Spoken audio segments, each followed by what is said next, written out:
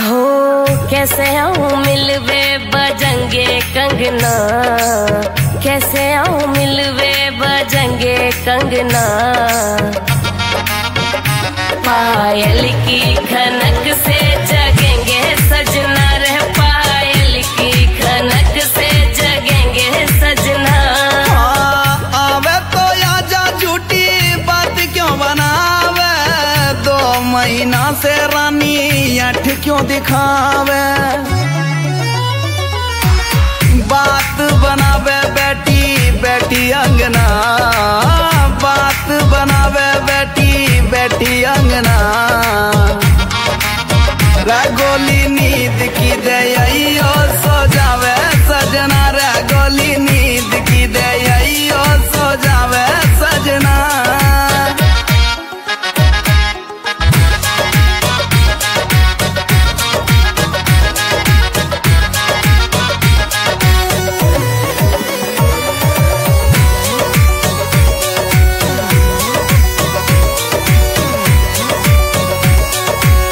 कर ले सबर बाबू मिलने भी आऊंगी, प्यार की है प्यास पानी हाथ से पिलाऊंगी।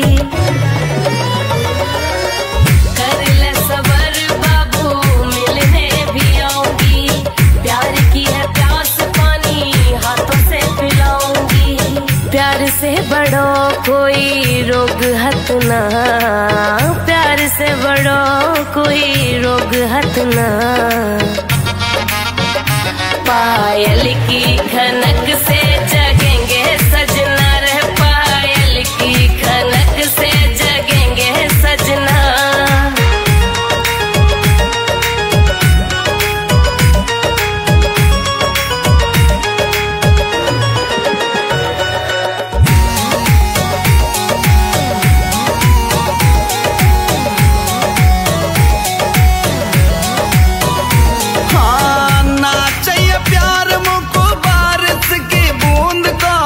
छाती से लगा के मुँह दे जा सकून सा। ना चाहिए प्यार मुझको बारिश की बूंद को, छाती से लगा के मुँह दे जा सकून सा। खून सो जलावे गोरी तेरो हंसना, खून सो जलावे गोरी तेरो हंसना।